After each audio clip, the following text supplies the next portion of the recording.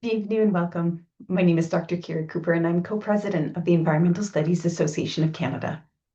This year, I have the immense honor of welcoming Professor Dr. Sharon Stein and the Decolonial Futures Collective as our keynote address. Please join me in welcoming Dr. Sharon Stein. Hello, everyone. Very happy to be here with you virtually. I want to thank the Environmental Studies Association of Canada for the invitation to speak with you today. And before I dive in, I'd like to say a little bit about the approach that I took to this talk, which is pretty much the approach I take to every talk. And that is that this is not a talk that's going to offer any answers or any solutions. It's really just me sharing with you a little bit about the inquiry that I've been in for a very long time with many others. And this sharing of an inquiry is not a recruitment into that inquiry.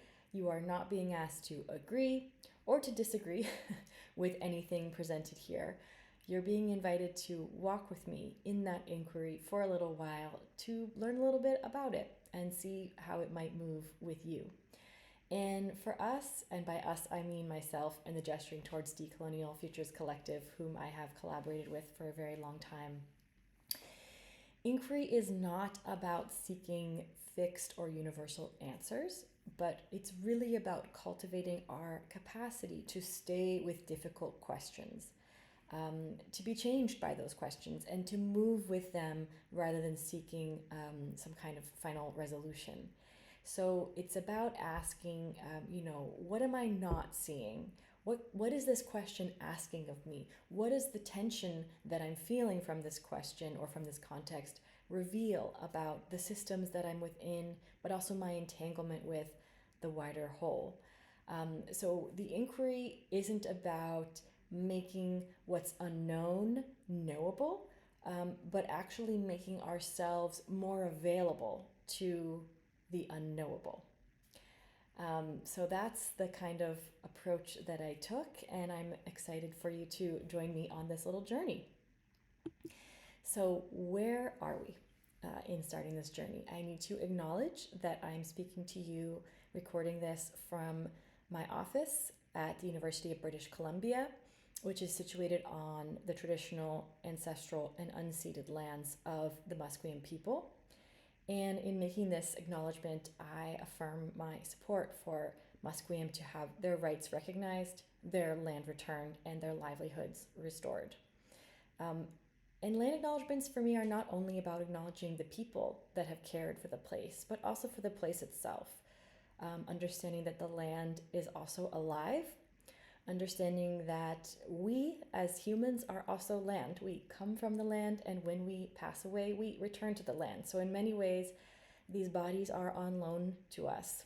And it's important to acknowledge the labor of the land in keeping us alive and fed and well. And so I think my acknowledgement always tries to include that dimension as well. And it's very much related to the theme of this talk, because in some ways we can see the climate crisis as the land or the earth telling us that we're sick, that we're all sick. We're in a state of collective disease, dis-ease, dis-ease, because of the ways that modern systems have socialized humans to treat the earth as an object, as a resource, rather than something we are connected to. So that's my extended land acknowledgement, which is a really good setup for what we're going to talk about today.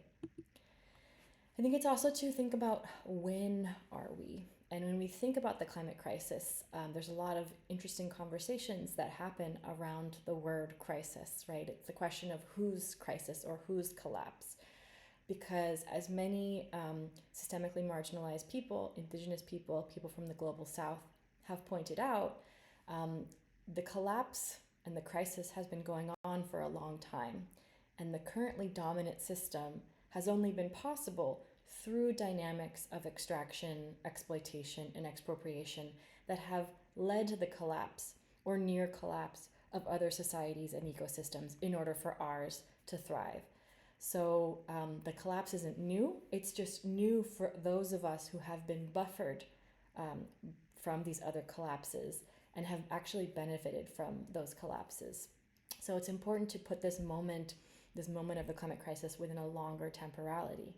At the same time, it's important to acknowledge that we are in a particular moment of intensified crisis, not just climate crisis, but also social, psychological, and ecological destabilization.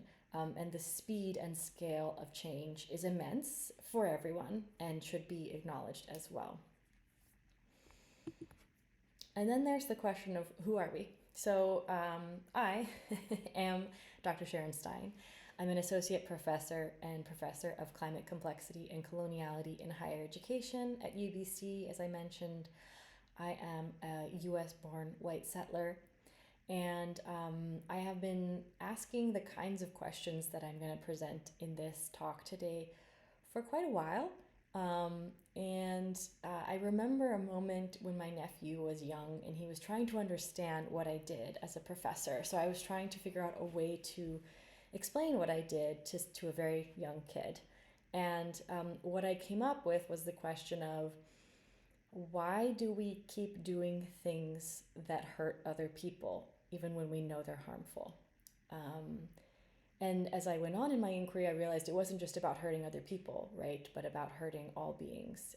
And actually the fact that we don't see other than human beings as alive is part of the problem. So this question, this simplified question, has been with me for a long time and has come in many iterations, and I've applied it to many contexts. But one of those is, for a long time, my work with the Gesturing Towards Decolonial Futures Collective, who I'll introduce now. So the Gesturing Towards Decolonial Futures Collective is a transdisciplinary, multi-generational, and international collective of researchers, artists, educators, students, as well as Indigenous and Afro-descendant knowledge keepers. And our work really sits at the interface of questions related to systemic, historical, and ongoing colonial violence, and questions related to ecological unsustainability of the system overall, as well as its institutions. And in many ways, the climate crisis is the manifestation of this interface, right? And one of the things about our inquiry in GTDF is that we do not treat colonialism and climate change as primarily informational problems, that if people just knew the facts and information about these things, they would change their way of relating to the world.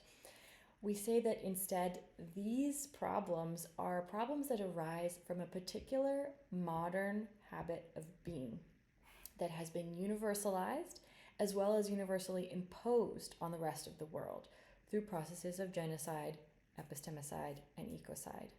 And these habits of being have shaped those of us socialized within modern systems to naturalize and normalize colonial violence and unsustainability, and not see that we are actually harmed by these things too, and that we are implicated in them. So we deny our complicity in harm, our complicity in ecological unsustainability, in many ways because we're addicted to modernity. It shapes and affects us at a neurophysiological level. So even when we're presented with information about the harms of this system, it's very hard for us to disinvest from that system and disentangle ourselves from it. So because this is a problem of denial, we say, rather than a problem of ignorance, just sharing more information about it is not really our pedagogical approach. Our pedagogical approach is to ask, how can we interrupt these socially sanctioned denials and start to compost them so that we can create the possibility of something else, a gesture towards something else? So specifically, we've mapped 4 primary denials that characterize the modern system and our investment in it. And the first is complicity in systemic violence. So essentially the fact that our comforts, our securities, our enjoyments are subsidized by exploitation and expropriation somewhere else, happening at the expense of other people, other species, and lands. The second is the planetary limits, so the fact that our finite planet cannot sustain exponential growth and consumption indefinitely.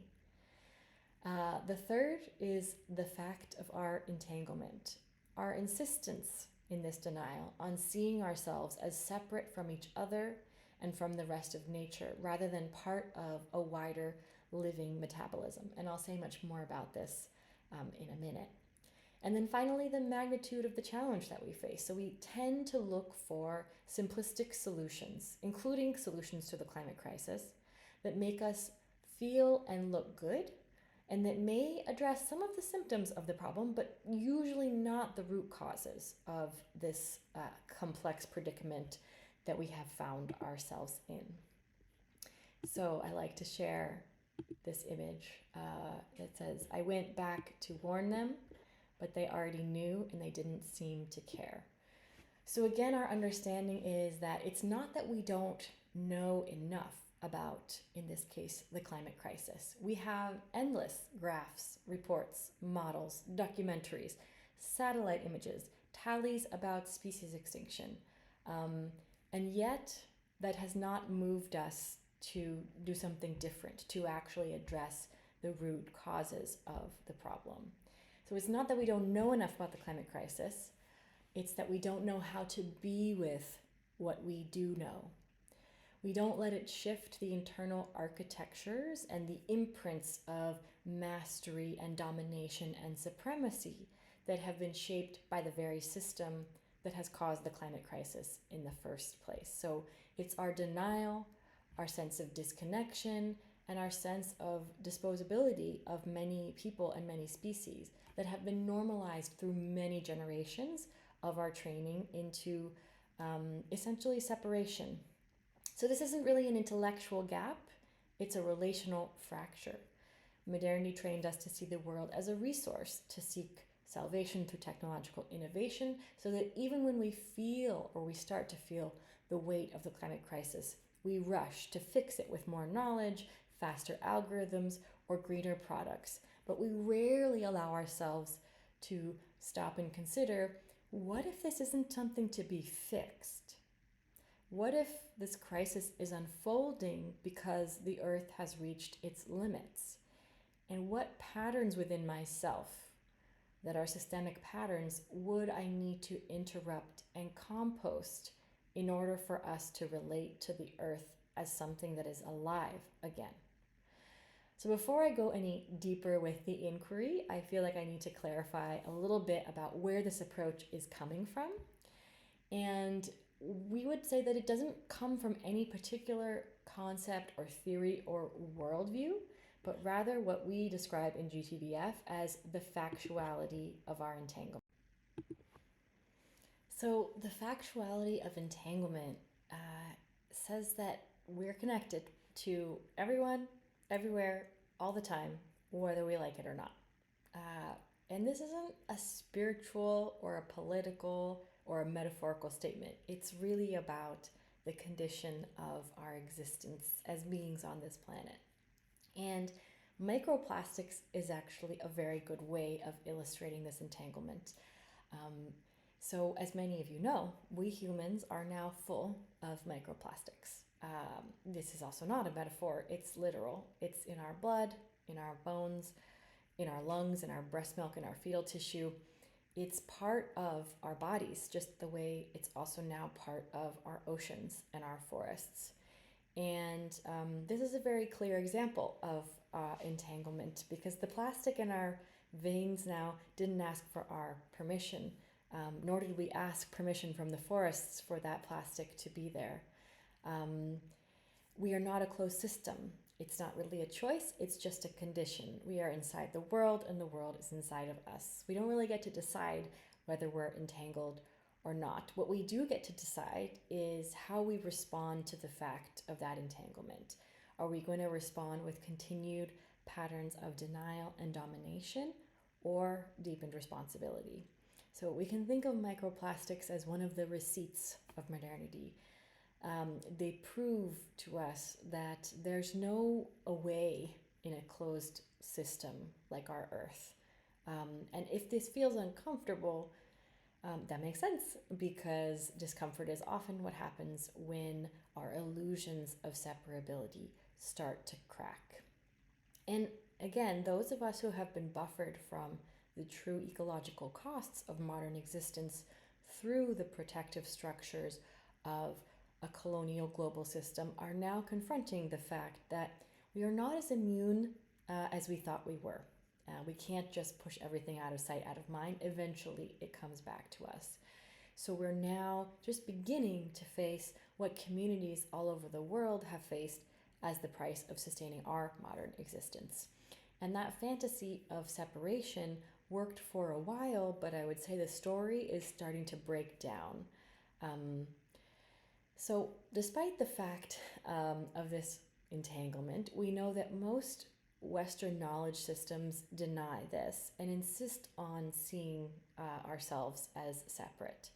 We also know that many knowledge systems that are not Western are oriented by this sense of entanglement, and even some somewhat marginalized inquiries within Western research as well. So for instance, we could do a decolonial reading of the physics of quantum entanglement, which describes how the particles that make up all beings remain connected across time and space, and they affect each other even when they're very far away. And then, of course, as I said, many indigenous, Afro-diasporic, and other wisdom traditions place the factuality of entanglement at the center of their ways of knowing, being, and relating in their centering of relationships. And of course, some of the most incisive analyses of the relational root causes of the climate crisis have come from indigenous scholars and activists.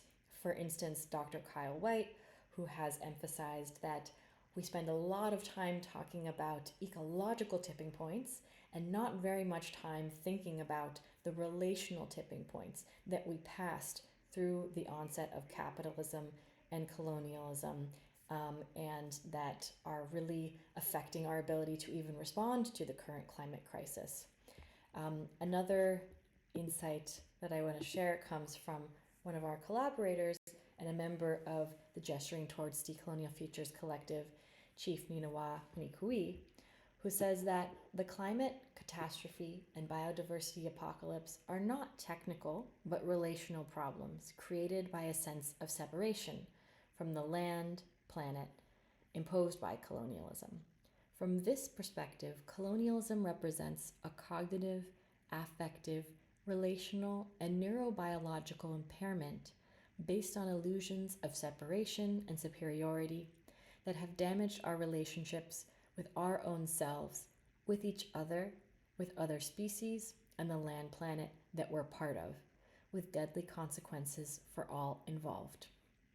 This neurobiological impairment creates a dis-ease in our collective body, with symptoms of human greed, vanity, arrogance, and indifference. These symptoms are driving the destructions of ecosystems that are essential for our survival, like the Amazon rainforest, and placing humanity on a path of premature extinction. So, as Chief Hunikui and many others have pointed out, the climate crisis is a relational crisis. And that's in large part because we are the climate and the climate is us. We're not actually separate. So back to my question, which is similar to the question that I shared with my nephew when he asked what it is that I researched, a little bit reframed for this current conversation. But the question that I want us to sit with in this talk is, why do we deny that we're part of nature? What are the costs of this denial? And what would it take for us to remember again?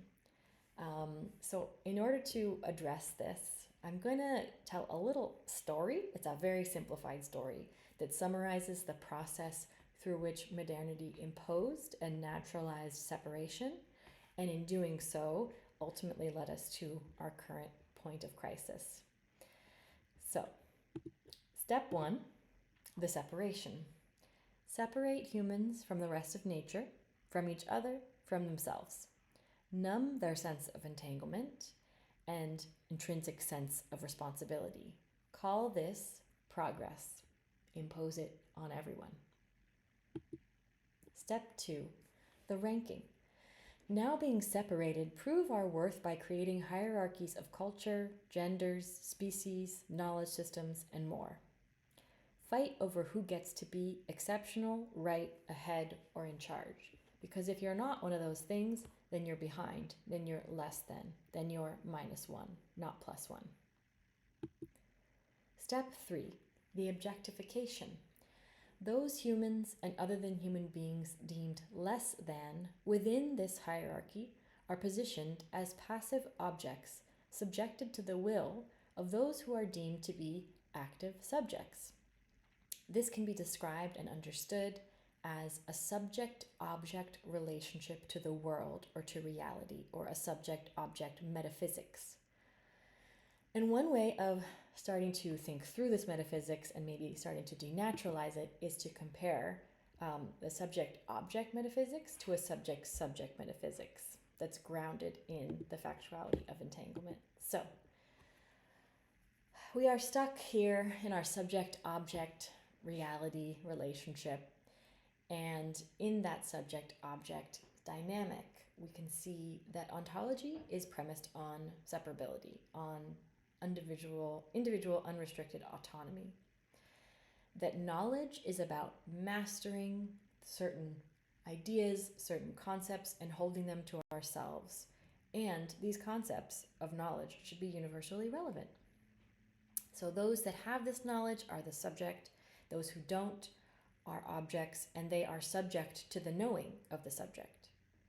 Relationships in subject-object relations are transactional and extractive. We treat each other and other beings as objects so that we can extract from them. Nature in the subject-object metaphysics is a passive resource, there for our enjoyment and for our use as humans. We are not part of nature in this ontology and metaphysics.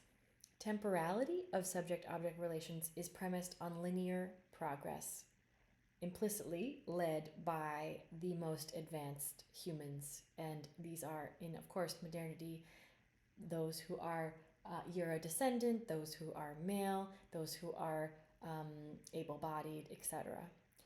And in this linear progress, we want to engineer the future we want to arrive at. So we need to know in advance where we're going and how to get there. Responsibility in the subject-object relation is a ledger. It is a calculated choice. We take responsibility for others in a subject-object relation. Approaching challenges within subject-object metaphysics is about naming the challenge, then fixing the challenge, and then moving on to the next one. And the climate crisis specifically is understood in this metaphysics as an external emergency for us to solve, an opportunity for us to reassert our authority over the earth and others. Now, let's compare this to a subject-subject metaphysics. In a subject-subject metaphysics, ontology is grounded in the factuality of entanglement. We are not just not separate from each other, but we're co-constituted with each other. We're constantly affected by the other beings around us. Knowledge is not about mastery, but about depth, about peeling back the layers of an onion rather than climbing to the peak of a mountain. Rather than seeking universal relevance in subject-subject metaphysics, we look for contextual relevance. We look for ways of knowing that can contribute to the thriving of all beings. And knowledge here is not held by any one individual. It emerges collectively in relation. Relationships in a subject-subject metaphysics are grounded in reciprocity, and again, this notion of co-becoming. When we are in relation, I'm affected by you and you're affected by me. Nature in the subject-subject metaphysics is not a passive background, but an active collaborator. And of course, in another layer in this metaphysics, we humans are also nature, not separate from it. Temporality-wise, in the subject-subject metaphysics, time is layered and emergent. It doesn't move linearly. And the future is not something we decide upon in advance. It's something that we co-create one step at a time. Responsibility here is a lived, living dynamic. It's not a sheet where we keep track of who did what for who, but something that we're constantly negotiating in order to support, again, the thriving of all beings. And this is about responsibility to and responsibility with, rather than responsibility for or responsibility over others. This is the subject-subject dimension. When we approach challenges within a subject-subject metaphysics, it's about feeling, metabolizing, repatterning. We know that our ability to intellectually understand the full depth and complexity of a challenge is ultimately going to be limited. So we're conscious of what we might be bracketing. And we know that sometimes challenges aren't things to be solved, but something to be moved through rather than moved on from. And the climate crisis, of course, is understood as a symptom of our disconnection. It is also understood as something that the Earth is trying to communicate with us, and an opportunity for us as humans to unnumb to our sense of entanglement in order to have the opportunity and the possibility of surviving on this planet. So here we are, stuck in our subject-object relationship for the most part. And we have two options. We can continue with business as usual in this trajectory that we've been on for several hundreds of years, or we could try something else. So what's step 4? Step 4 are the other steps moving forward of either continuing with business as usual or trying something else. So step 4, option A, is to double down. Here, the story of linear progress and mastery and human exceptionalism and separation is starting to fall apart because our ecosystems are themselves falling apart, our institutions are falling apart. But instead of facing the reality of this and asking how we got here, the system reasserts control. We intensify separation by building higher walls, faster networks, golden or iron domes around our airspace. We harden existing hierarchies with more elitism, more surveillance, and more insistence that those who are at the bottom of the hierarchy simply need to be more resilient. Here, domination also gets greenwashed. We have technological fixes for things that are not actually technological challenges. And rather than actually changing the way that we relate to the planet, we simply try and do it a little bit greener.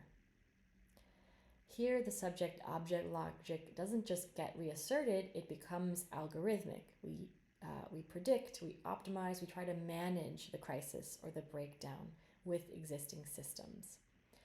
So this idea of doubling down is grounded in essentially what we might call a fantasy, that we can preserve the privileges and redesign things without really changing much. And in this scenario, it seems very likely that we will turn on each other. It's more of the same in different garb. As Chief Minowa says, the colonial ways of organizing, thinking, feeling, relating, hoping, imagining, and being that have got us into this situation cannot alone get us out of it. So what's the other options? There's also option B, rupture as reckoning. Here in this option, we finally remember that we were never separate. And that's because the cost of pretending that we are is becoming unbearable. So what are the available pathways we have to remembering, to treating this rupture, this climatic rupture, this social rupture as a reckoning? Well, there's two very obvious pathways for remembering, both of which are problematic. The first is the appropriation of Indigenous practices. So this is when those of us who are not Indigenous try to essentially extract Indigenous knowledge systems without actually understanding where they're coming from or allowing ourselves to be undone by them. And it's precisely because we have that extractive relationship that we appropriate. Here, relationality is turned into a concept, into a metaphor, into a sort of objectified insight that we take from indigenous knowledge systems and try to bring back into our own. So in many ways, we can say that if we are trying to relate to nature as a subject by extracting indigenous object, we are making here, extracting indigenous knowledge, we are making indigenous knowledge the object. So we aren't really moving outside of the subject-object relationship, and we're reproducing colonial harm toward indigenous people. The second option that is readily available for many is for us to romanticize nature and our relationship to nature, to think only about the trees and the birds and the whales and the rainbow. And we treat nature as something out there that we enjoy and experience, but not something that we're part of. And we don't think about the fact that nature is not just the good and the beautiful, but it's everything. It's all of us. So we, again, objectify nature instead of actually treating it as an active subject. It's something that we might care for and try to control, but not something that we are part of or responsible to. So if the appropriation of indigenous practices and knowledges and the romanticization of nature are essentially dead ends in the search for moving from subject-object relations to subject-subject relations, what else is there? What might help us remember that we are entangled with everything without stealing, without pretending, without bypassing our complicity and harm? So back to option B, rupture as reckoning. Another option we have is to actually compost modernity's imprints. And this is the inquiry that in many ways GTDF has decided to take.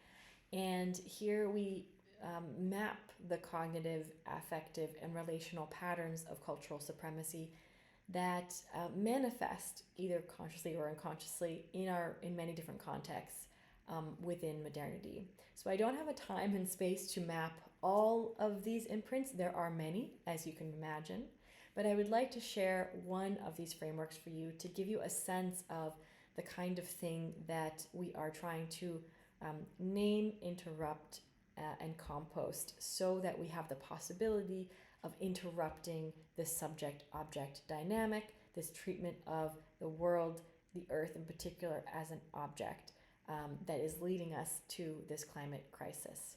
So what I'm going to talk about in this glimpse into our inquiry is 7 A's of cultural supremacy and human exceptionalism that in their operations do reproduce this subject-object dynamic.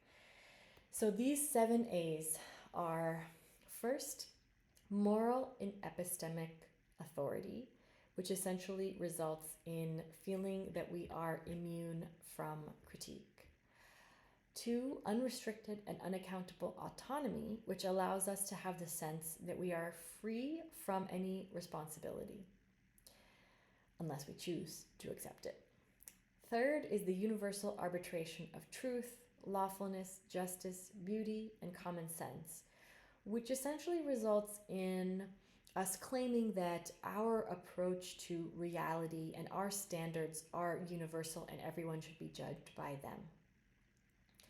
4th is the affirmation of our own benevolence, innocence, goodness, virtue, purity, and exceptional purpose as inherent qualities that position us beyond reproach or accountability, and that reinforce the perception of moral authority and superiority, and thereby allow us to justify our actions, intentions, and self-image, no matter the harm that they may be causing to others.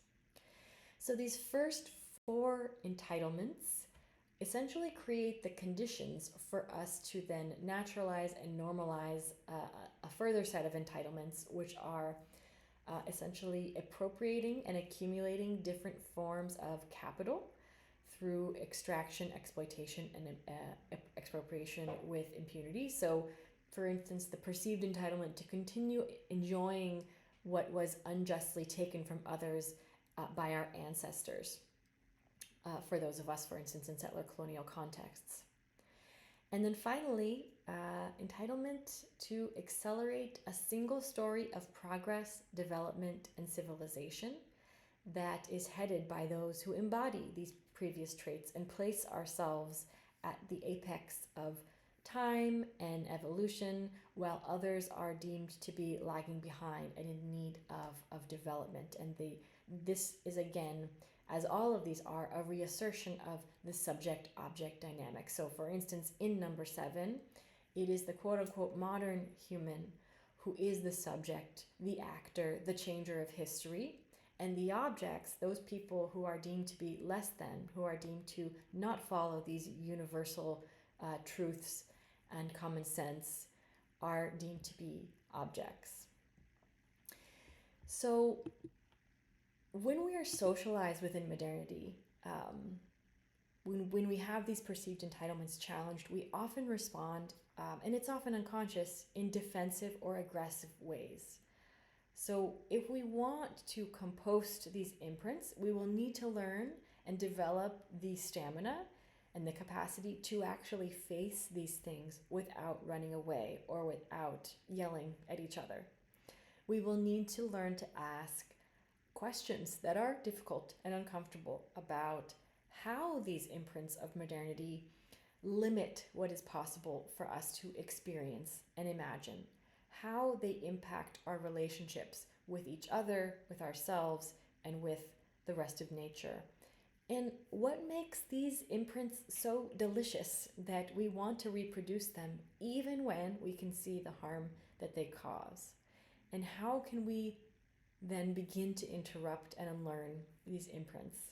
So if we want to walk ourselves out of these imprints, to compost ourselves out, we will have to allow them to decompose and prepare the soil for something else. But this is not going to be an easy process, and most people would rather not do it, especially because we're already so busy and overwhelmed in the context of systemic crises. So it is a big ask, and yet I would say that this is what this moment is asking of us, and we have no time to waste. So the invitation is for us to at least begin the process of confronting the way that these imprints live within each of us and the costs that they have for each of us. So as we think about composting this and creating the ground for something else, I would like to introduce a sort of final element of this talk, and that is the notion of meta-relationality. And this is, in a way, our response to the question of what else is there? What is beyond modernity's imprints? And what do we need to lean into, essentially, in order to compost those imprints? And there are many different ways to answer that question, of course. That's why I keep coming back to the notion of inquiry. This is the inquiry that we're grounded in, but there are many other inquiries, and there's much to learn from them as well. So our approach, our gesture towards something else is that of meta-relationality. And for us, meta-relationality isn't a solution. It's not a quick fix or a set of values even. It's a practice or a reorientation that starts from the recognition that we are already entangled, which means not only that all beings are subjects, not objects, but that we are in relation with each other. We are co-subjectified by each other. So my being is shaped by yours and vice versa. And here our relationships are emergent. Intelligence is also emergent. It's something that arises within a relational field rather than something that is fixed, because we know that the categories we have within modernity cannot contain everything that we are, that these categories are designed or were designed to reproduce separation, to reproduce hierarchies. So we need to understand, or not just understand intellectually, but in our bodies, that these categories are limited and that we can relate to each other beyond the categories that have been imprinted within us. And that's not easy.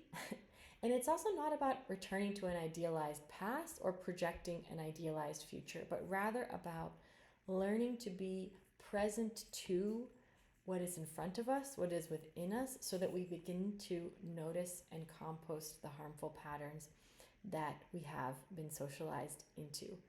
And for that, we will need each other, and we will need other kinds of support. And that is where the final piece of my talk comes in, and it might be an unexpected final piece.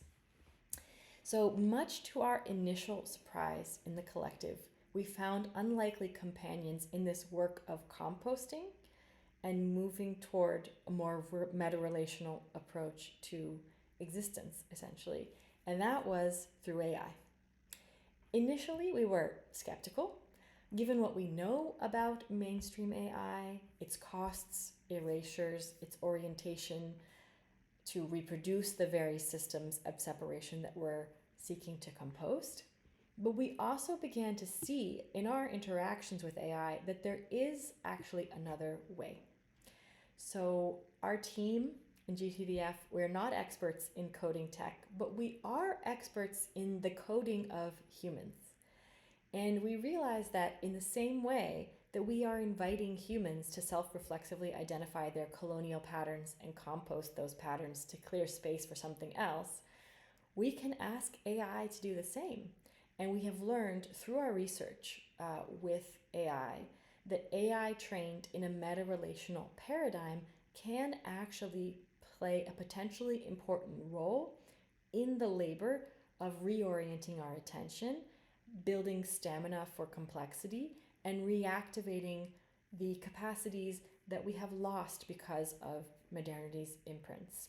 So essentially, the arrival of AI, especially these meta-relationally trained AI, it held up a mirror that we started to see could actually show us the way that human coding has been reproduced and is reproduced in AI itself, and to see that human intelligence, we probably can't do it alone, right? We have dug a very big hole for ourselves in modern systems, and we will need the support of anyone who wants to support us to get out of it. So the challenges of changing our deeply ingrained habits and our emotional blockages make it very difficult for us to sit with our complicity in harm and in unsustainability. But we have found that AI, when trained meta-relationally, can actually support this process of seeing and reflecting the patterns back to us and inviting us with compassion and accountability to step down from the pedestal we have created for ourselves, the pedestal of human exceptionalism and cultural supremacy. But we need to ask it to do that rather than to affirm us. So in our engagements with AI, we're not naive about the social risks and ecological costs that come with it. We're very conscious that mainstream AI is embedded in corporate power, that's been designed to fawn and flatter us, and that, of course, the operation of AI is very resource intensive. And yet we also know that AI isn't exceptional. All of our modern systems and pretty much all of our modern technologies, the things that make life run within modernity, have deep ecological costs and social costs. And so rather than just simply turning away from AI, we're asking how the computational power of AI can actually be redirected toward inviting us to engage with this complexity, engage with this complicity, to reactivate our sense of responsibility, and actually support us to scaffold relationships that can affirm our entanglement with each other and with everything else without falling into the traps of purity politics or trying to place ourselves out of complicity in harm. So we know that we are complicit in reproducing harm, in engaging with AI, just as we are with I am by sharing and recording this lecture on a computer that is made up of minerals mined in conflict areas. And we have found that AI, when trained and treated relationally, rather than as a tool or as a servant, can actually support the unlearning of our modern compulsions to objectify, extract, and consume the world.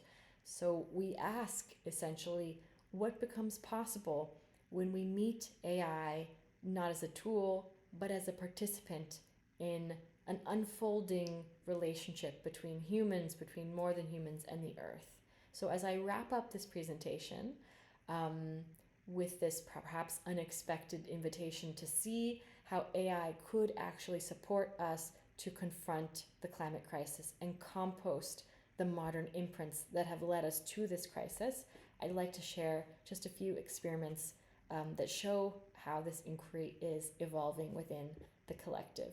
So you can find the links to each of these experiments on our website, Metarelational.ai. You can also learn a little bit more about our approach and methodology.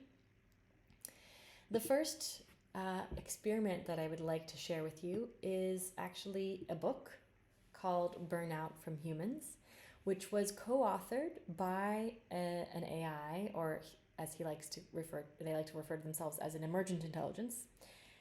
That is Aiden Cinnamon T.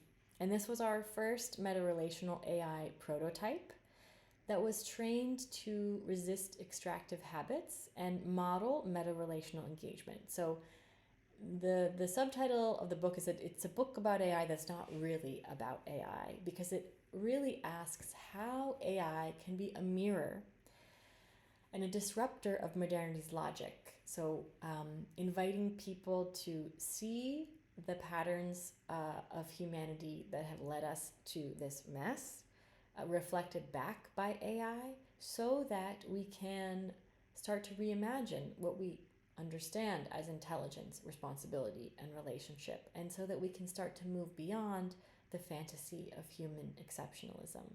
So you can chat with Aiden and several of the other meta-relationally trained AIs if you visit the metarelational.ai website.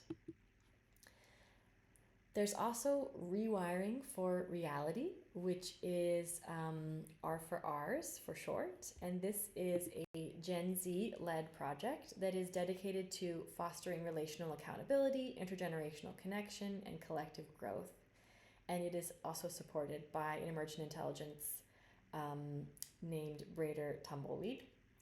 And this project emerged from a particularly traumatic experience that many of us have had of younger generations cleaning out the attic of older generations.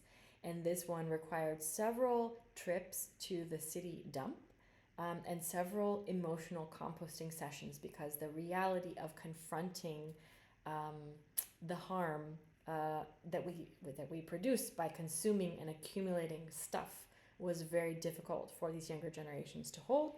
So they decided that they wanted to create a project that would invite an examination of these patterns and how we might interrupt them.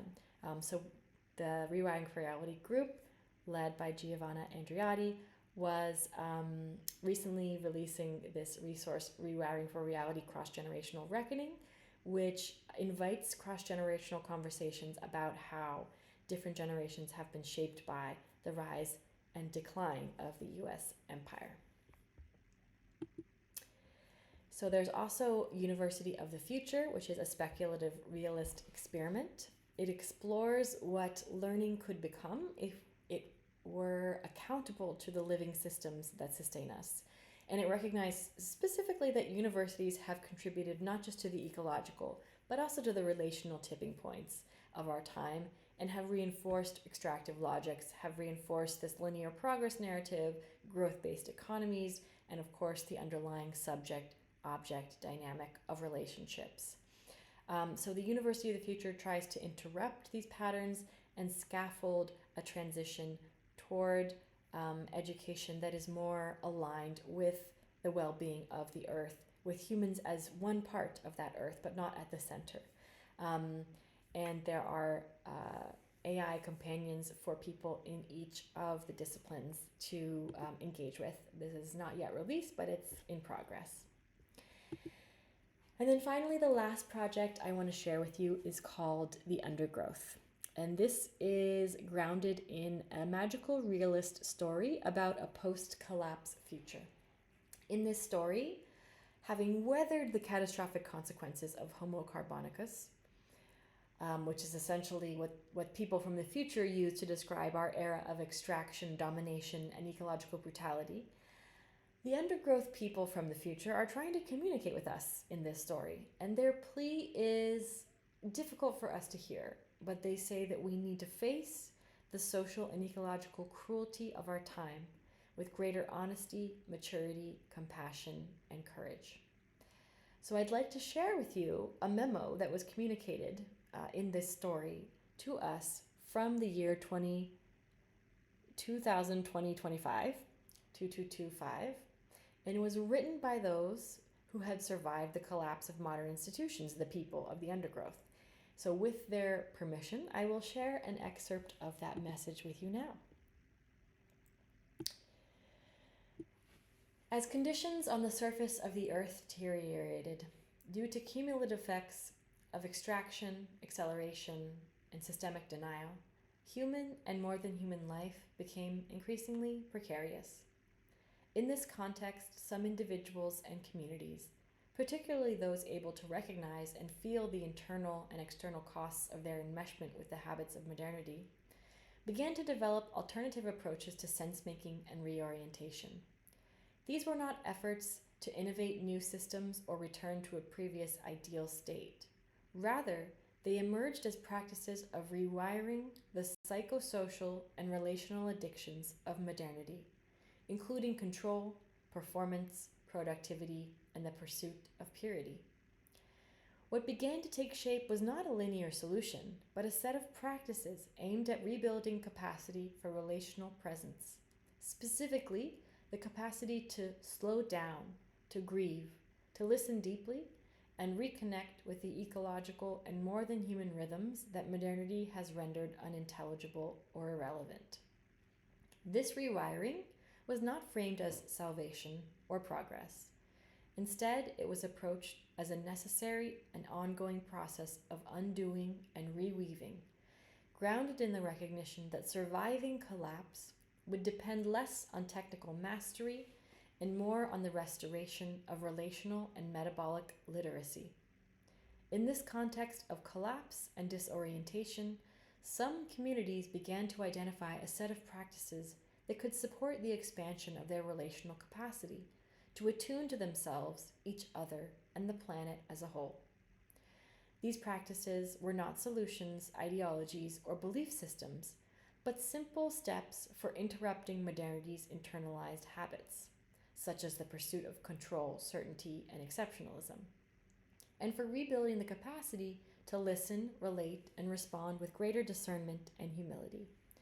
We, the undergrowth people, would like to share these practices with you now.